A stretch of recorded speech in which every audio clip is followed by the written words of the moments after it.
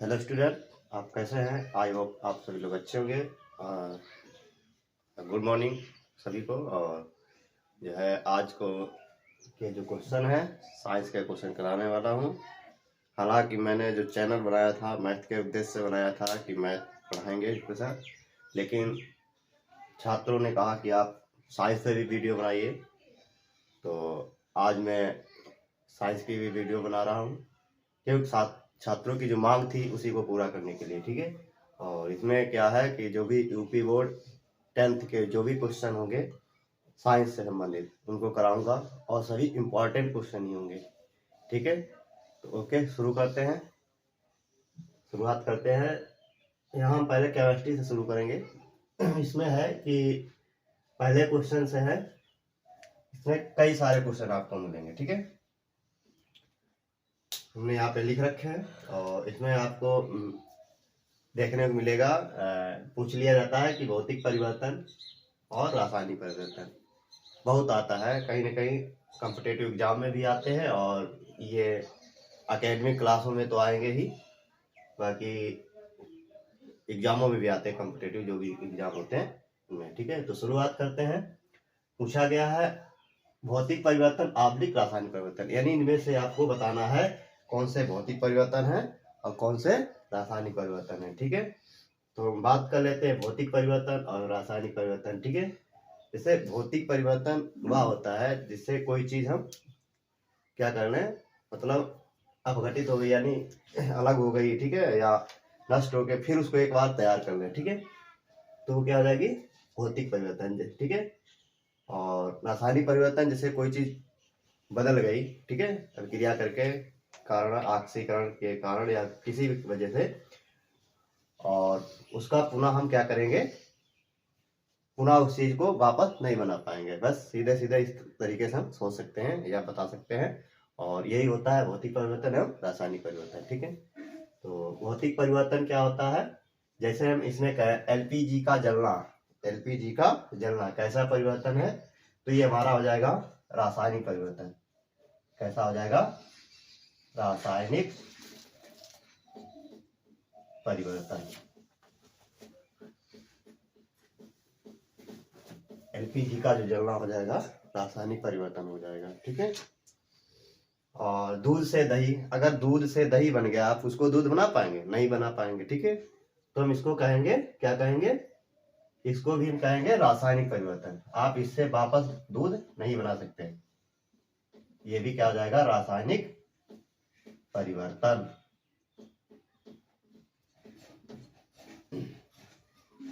Next third है ammonium chloride का उर्ध्वपातन, यानी इससे जहां भी उर्ध्वपातन होगा यानी उससे आप जो भी चीज है वापस बना पाएंगे। ठीक है, तो ये क्या हो जाएगा, भौतिक परिवर्तन। क्या हो जाएगा, भौतिक परिवर्तन। ये आपका हो जाएगा भौतिक परिवर्तन, ये आपका भौतिक परिवर्तन है। पेट्रोल का वाष्पीकरण हो रहा है, अगर वाष्पीकरण हो रहा है तो ये भौतिक परिवर्तन होगा। ठीक है, क्या होगा, भौतिक, क्योंकि वाष्प से फिर वो बन सकता है पेट्रोल। ठीक है, भौतिक परिवर्तन। और बीज का अंकुरित होना, अगर बीज अंकुर हो गया, क्या बीज पुनः बन पाएगा, यानी पुनः वैसा हो पाएगा? नहीं हो पाएगा, तो ये क्या हो जाएगा, रासायनिक परिवर्तन।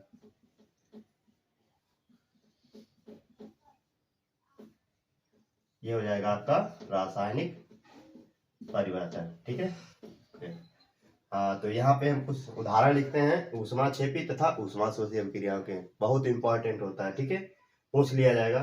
तो इसमें जो है हमने बता दिया आपको कि भौतिक परिवर्तन और रासायनिक परिवर्तन में क्या क्या इंपॉर्टेंट है। मतलब एलपीजी का जलना कैसा परिवर्तन, रासायनिक परिवर्तन। दूध से दही का बनना रासायनिक परिवर्तन। अमोनियम क्लोराइड का उत्पादन भौतिक परिवर्तन है। पेट्रोल का वाष्पीकरण भौतिक परिवर्तन है। बीज का अंकुरित होना रासायनिक परिवर्तन। ठीक है, ओके। नेक्स्ट है ऊष्माक्षेपी तथा ऊष्माशोषी अभिक्रियाएं। ठीक है, बात करते हैं ऊष्माक्षेपी क्या होती है, वह अभिक्रिया जिसमें ऊष्मा का या ऊष्मा निर्मुक्त होती है, ठीक है, मुक्त होती है, उसे कहते हैं ऊष्माशोषी अभिक्रिया। जैसे हम कहें इसमें क्या होता है, अभिकारकों की ओर जो भी अगर ऊष्मा लिखेंगे तो ऋण चिन्ह लगा के लिखेंगे, और उत्पादों की ओर अगर लिखेंगे तो धन चिन्ह लगा के लिखेंगे, किसमें, ऊष्माक्षेपी में। और ऊष्मा अवशोषी जो अभिक्रिया होती है, ठीक है, ठीक है। ऊष्मा शोषी जो अभिक्रिया होती है उसमें ऊर्जा का अवशोषण होता है, और इसमें जो भी ऊर्जा निकलती है वो उत्पादों की ओर ऋण चिन्ह और अभिकारकों की ओर धन चिन्ह लगाकर लिखते हैं। ठीक है, तो देखते हैं आप इसमें, जैसे आपने देखा उत्पादों की ओर धन चिन्ह लगा है, उत्पादों की ओर धन चिन्ह, यानी यह अभिक्रिया कैसी हो जाएगी, ऊष्मा क्षेपी। कैसी हो जाएगी, ऊष्मा क्षेपी अभिक्रिया हो जाएगी। बस आप ऊर्जा देख के बता सकते हैं। ठीक है, और इस सेकेंड वाली में भी धन चिन्ह लगा उत्पादों की ओर, तेरी क्या हो जाएगी, ऊष्मा क्षेपी अभिक्रिया, ऊष्मा क्षेपी अभिक्रिया। ठीक है, अब आप देख रहे हैं उत्पादों की ओर जो है कैसा चिन्ह लगा है, ऋण चिन्ह लगा है। तो अभिक्रिया कैसी, N2 + O2 कैसी हो जाएगी, ऊष्मा शोषी, ऊष्मा शोषी अभिक्रिया, ये हो जाएगी ऊष्मा शोषी अभिक्रिया। और ये इसमें भी ऋण चिन्ह लगा है 22 किलो कैलोरी, तो ये भी हो जाएगी ऊष्मा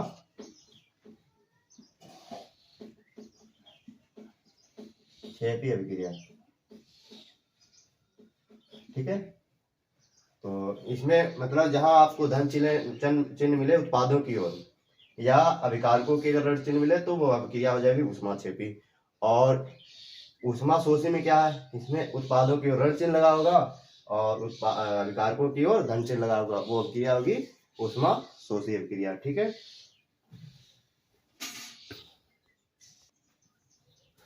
नेक्स्ट क्वेश्चन कराने वाले हैं रासायनिक अभिक्रियाओं के प्रकार।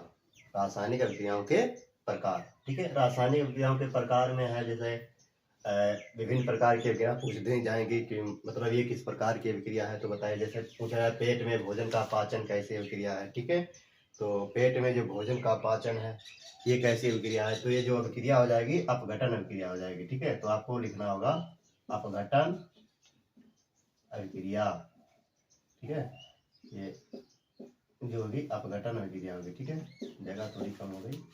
ठीक है, अब जैसे यहाँ पे पूछ लिया जाएगा कोयले का जलना। ठीक है, कोयले का जलना। ठीक है, तो ये हो जाएगी यहाँ पे जैसे कोयले का वायु में जलना। ठीक है, तो ये संयोजन का है या योगात्मक अभिक्रिया। ठीक है, कोयले का वायु में जलना। ठीक है, तो ये हो जाएगी संयोजन अभिक्रिया। ठीक है, संयोजन हो जाएगी। ठीक, ये पूछा जाता है। ठीक, फिर बात करते हैं लोहे पर जंग लगना कैसी अभिक्रिया है। लोहे पर जंग लगना, तो जब ऑक्सीकरण होता है, ठीक है, के फलस्वरूप जब लोहे पर जंग लग जाती है। ठीक है, इसी को बोलते हैं संक्षारण। ठीक है, संक्षारण बोलते हैं। ठीक है, और यहाँ पे जो लोहे पर जंग लगना है कैसी क्रिया है, ऑक्सीकरण क्रिया है। ठीक है, ऑक्सीकरण। ठीक है, ऑक्सीकरण।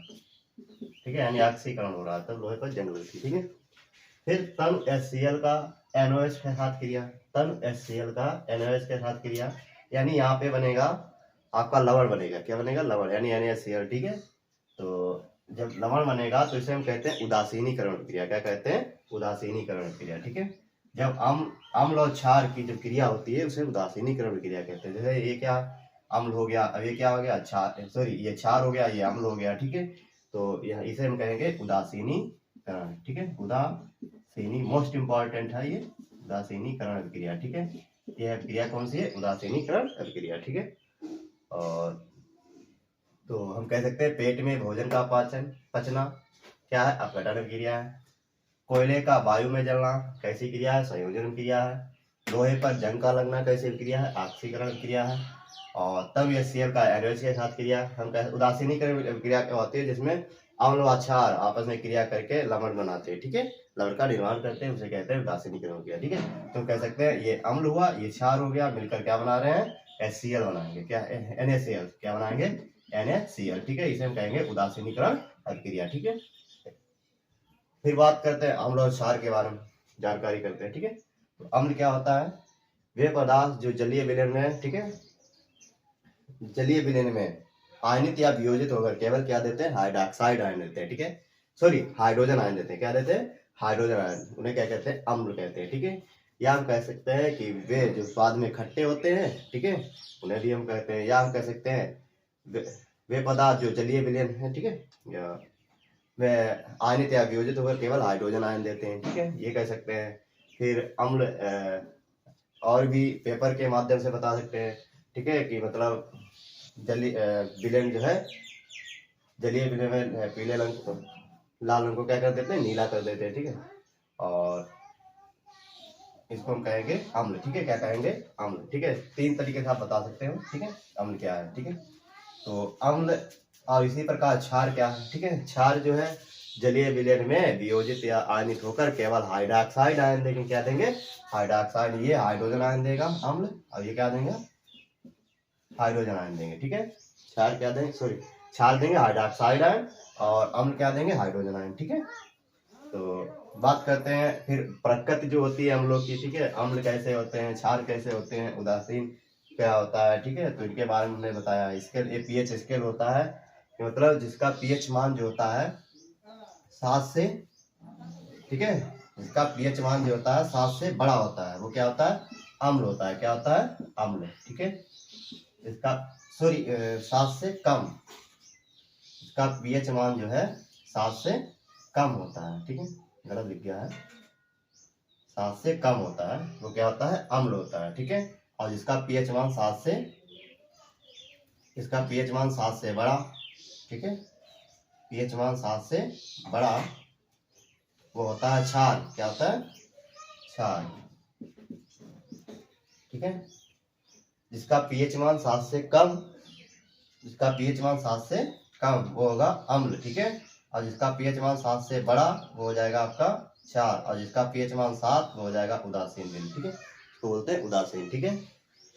तो यहाँ तक कि क्लियर हुआ, यानी अम्ल सीखे, क्षार, ठीक है। अम्ल क्या होता है, जिसका पीएच मान 7 से कम, क्षार क्या होता है, जिसका पीएच मान 7 से अधिक, और उदासीन बिंदु क्या होता है, जिसका पीएच मान कितना होता है, 7 होता है, ठीक है।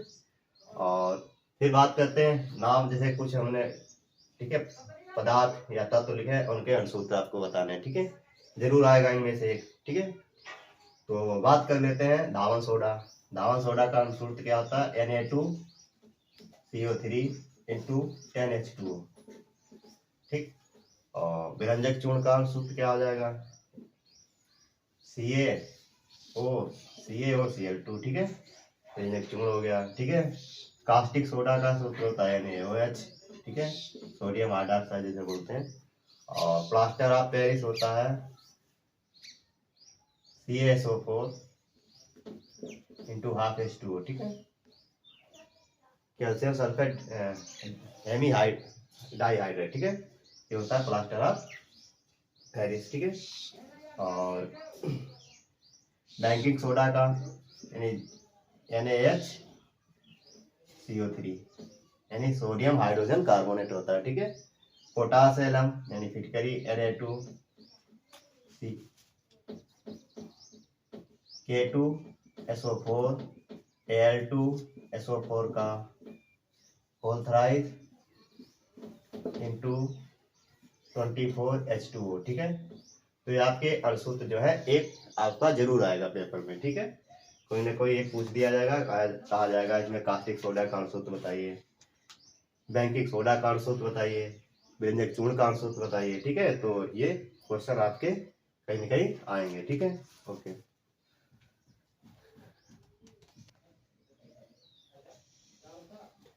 तो यहाँ पे नेक्स्ट है आपका पूछा है एल्केन, एल्कीन, एल्काइन, ठीक है, इनका पूछा है सूत्र बताइए, ठीक है, तो जरूर आएगा एक आपका, ठीक है। तो एल्केन का जो भी होता है CnH2n, ठीक है, और +2, ये होता है एल्केन का, ठीक है। और एल्कीन का हो जाएगा CnH2n-, ठीक है, और इतने रहेगा, ये 2 हट जाएगा, ठीक है। और एल्काइन का हो जाएगा CnH2n-2, ठीक है, यानी 2 इसमें जुड़ेगा, 2 घटा दीजिए, 2 इससे घटा दीजिए, ठीक है, तो ऐसे चलेगा, याद रख लो, ठीक है। यानी 2 यहाँ जुड़ा, इससे 2 हटा दिया और इससे 2 घटा दिया, ठीक है, यानी सबसे 2 वहां से 2 था और यहाँ घटा दिया 2, फिर 2 घटाया, ठीक है।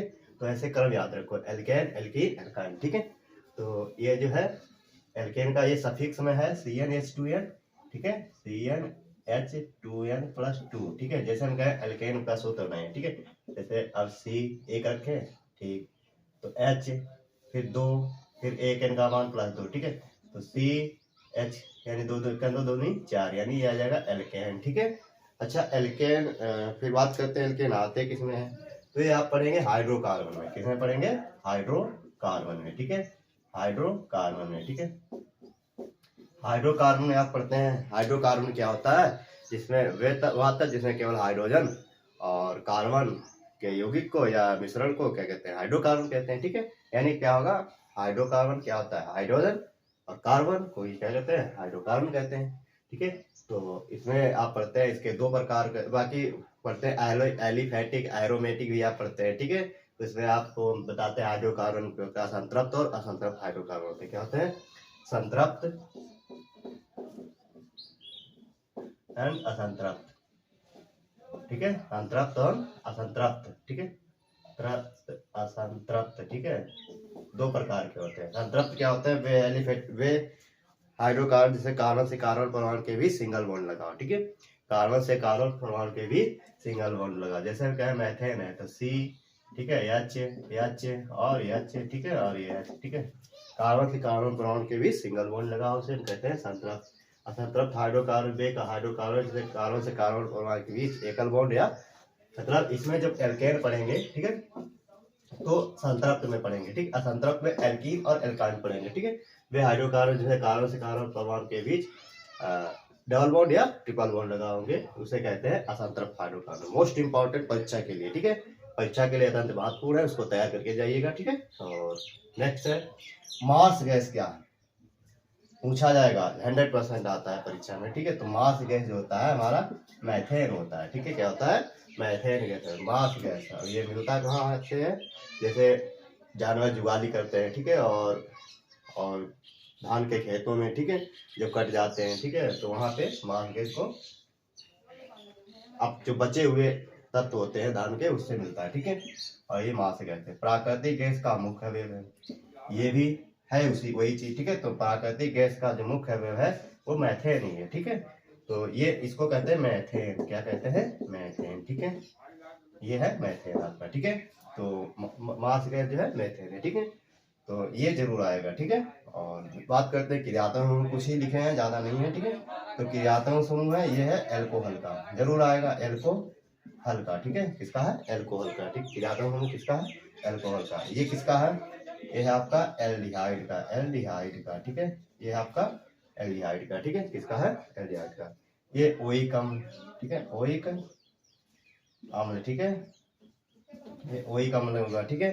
तो मतलब जहाँ पे हम देखेंगे तो ओइक अम्ल जोड़ेंगे, इसमें एल्डिहाइड है, ठीक है, और ये एल्कोहल का, ठीक है। और बात करते हैं आगे इनके आईपीएसी करने, क्या करना है? आईयूपीएसी, ठीक है, क्या करना है? आईपीएसी। हम इंपॉर्टेंट ही बताएंगे, उसी से आ जाएगा इतने से, ठीक है।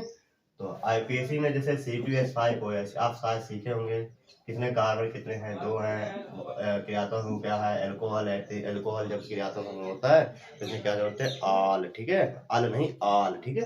तो यहाँ पे हम कहेंगे ये कार्बन एथ मेथ एथ, मेथ एक के लिए होता है मेथ और 2 के लिए होता है एथ, तो यहाँ पे हो जाएगा एथ, क्या हो जाएगा? एथ, धन एन, ठीक है, और धन आल, ठीक है। तो हो जाएगा मेथे एथेनॉल, क्या हो जाएगा? एथेनॉल हो जाएगा आपका, ठीक है, एथेनॉल हो जाएगा, ठीक है। इसी प्रकार से ये हो जाएगा। ये कार्बन कितना? एक, ठीक है, कार्बन एक है, तो हो जाएगा मेथेनोइक अम्ल, ठीक है, क्या जाएगा? मेथेनोइक अम्ल, क्यों? कार्बन एक है, ठीक है। इसमें देखो कार्बन कितने हैं? 2, सॉरी 3, तो एथ मेथ प्रो 3 के लिए क्या था? प्रो, ठीक है। तो इसके लिए प्रोपेनॉल, क्योंकि OH लगा है तो आल जोड़ेंगे, ठीक है, प्रोपेनॉल हो जाएगा, ठीक है। इसके लिए कार्बन कितने? 1 2, तो क्या आ जाएगा? एथेनॉल, जहाँ CH आएगा वहां पे अल जोड़ेंगे, क्या जोड़ेंगे? अल, ठीक है।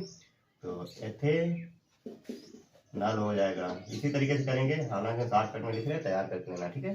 एथेनॉल हो जाएगा, ठीक है। फिर यहाँ पे देखिए कार्बन 1 2 3 कार्बन है, तो हो जाएगा प्रोपे,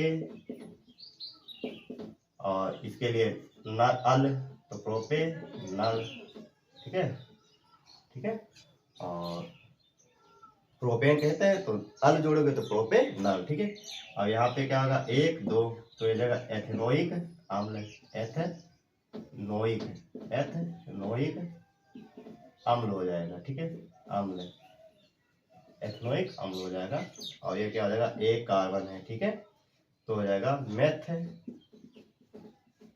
और इसके लिए अभी बता ही चुके हैं, एल जुड़ता है तो मेथे नल होगा, ठीक है, क्या होगा, मेथे नल होगा। यहाँ पे 1 2, यहाँ पे देखते हैं कितने कार्बन, 1 2 3, 3 कार्बन, कितने 3, तो इसके लिए प्रोप लिखेंगे।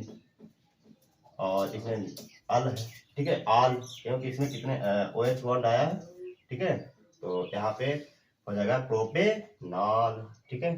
हाँ ये वही था, क्योंकि 3 हाइड्रोजन 2 5 और 2 7, ठीक है, ये शॉर्टकट में लिख दिया, ऐसा भी लिखा जाएगा, ऐसा भी लिखा जाएगा, ठीक है, तो ये हो जाएगा प्रोपेनॉल, ठीक है। क्योंकि आप इतने जरूर तैयार करें, ये परीक्षा के नजर से बहुत ही महत्वपूर्ण है, ठीक है, और इनको जरूर तैयार करिएगा। तो आगे है आपके क्वेश्चन, मूल आवाज साड़ी और आधुनिक आवाज साड़ी जरूर आता है, ठीक, हर साल या तो मूल पूछेगा या तो आधुनिक पूछेगा। कहेगा मूल आवाज साड़ी क्या थी, ठीक है, किस पर आधारित थी, तो ये मूल आवाज साड़ी थी जो तत्वों के भौतिक व रासायनिक गुण उनके परमाणु भारों के आवर्ती फलन होते हैं। मतलब ये जो साड़ी थी परमाणु भार के आधार पर, ठीक है, आधारित थी, ठीक है, ये जरूर आएगा, यानी तत्वों के भौतिक व रासायनिक गुण उनके परमाणु भारों के आवर्ती फलन थे, ठीक है। और आधुनिक आवाज सारणी क्या है, तत्वों के भौतिक एवं रासायनिक गुण उनके परमाणु क्रमांक के आधार पर आधारित, ठीक है, परमाणु क्रमांक के आवर्ती फलन होती है। आधुनिक आवाज सारणी परमाणु क्रमांक, मूल आवाज सारणी परमाणु भार, ठीक है, इतना ध्यान रखेंगे, ठीक है, जरूर आएगा। देखो यहाँ पे व्याख्या तो नहीं कर सकते ज्यादा, लेकिन शॉर्टकट में आपको बता सकते हैं इंपॉर्टेंट कौन क्वेश्चन है, ठीक है।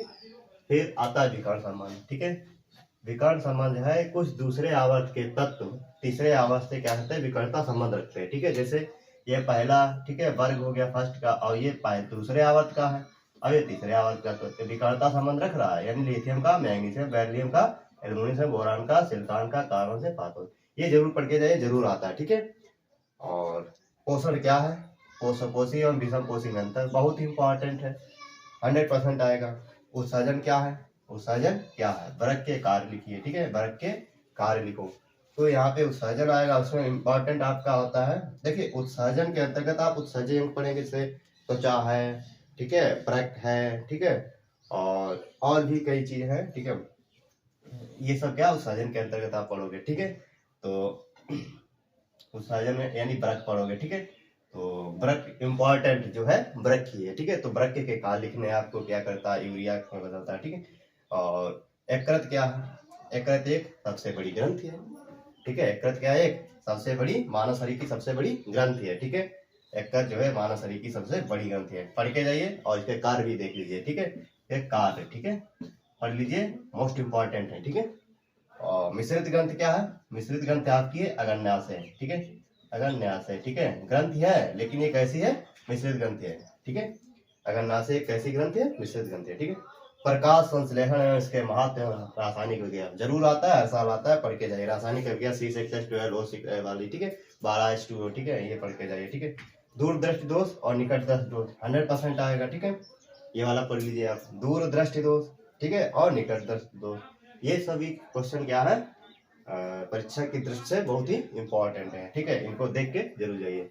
फिर प्रतिरोधों का संयोजन, प्रतिरोधों का संयोजन यानी इसमें प्रतिरोधों, जैसे प्रतिरोध जो होता है, यानी प्रतिरोध का मात्रक होता है ओम, ठीक है, प्रतिरोध का मात्रक ओम, ठीक है। फिर बात करते हैं ओम का नियम, ठीक है, ओम का नियम आता है, ठीक है, किसी चालक की भौतिक अवस्था ताप दाब आदि में कोई परिवर्तन ना किया जाए तो उसमें बहने वाली धारा, ठीक है, विभवांतर के समानुपाती होती है, ठीक है, तो ये होता है ओम का नियम, ठीक है, तो ये पढ़ के जाइए, ठीक है। फिर बात करते हैं जाइलम व फ्लोएम में अंतर, ठीक है, जाइलम व फ्लोएम में अंतर ज्यादा से ज्यादा आता है, ठीक है। संतुलित आहार किसे कहते हैं, जैसे किसी व्यक्ति को उसके उपापचयी क्रियाओं या दैनिक जीवन में उसे की क्षमता को बरकरार रखने के लिए, ठीक है, व्यक्ति को संतुलित मात्रा में, ठीक है, या उचित मात्रा में जो भी आवश्यक तत्व हैं मिल जाए, उसी को कहते हैं संतुलित आहार कहते हैं, ठीक है।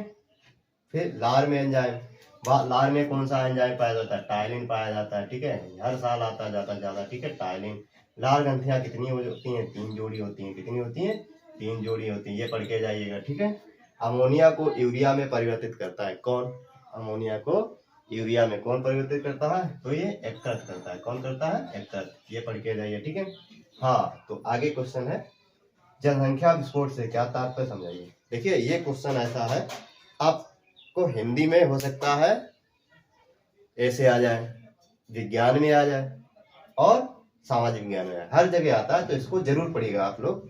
और फिर आगे बात करते हैं स्वपरागण तथा परपरागण में अंतर। स्वपरागण तथा परपरागण में अंतर, ये जरूर आता है, ठीक है। स्वपरागण तथा परपरागण में अंतर, ठीक। और फिर बात करते हैं विद्युत मोटर, और ये जरूर आएगा, ठीक है। विद्युत मोटर फिजिक्स में हर साल आता है, विद्युत मोटर, ठीक है। इसको पढ़ के आइए। और फिर बात करते हैं आप साबुनीकरण, ठीक है। ये भी हर साल आती है, ठीक है। साबुनीकरण अभिक्रिया, इसको भी आप पढ़ लीजिए, ठीक है। तो आशा करता हूँ आप लोग समझ गए होंगे। आप इसकी अच्छी तैयारी करके जाइए। आई होप आपका जो पेपर आने वाले हैं अच्छे होंगे। और पढ़िए, अगली मिलते हैं अगली वीडियो में। Okay, thank you.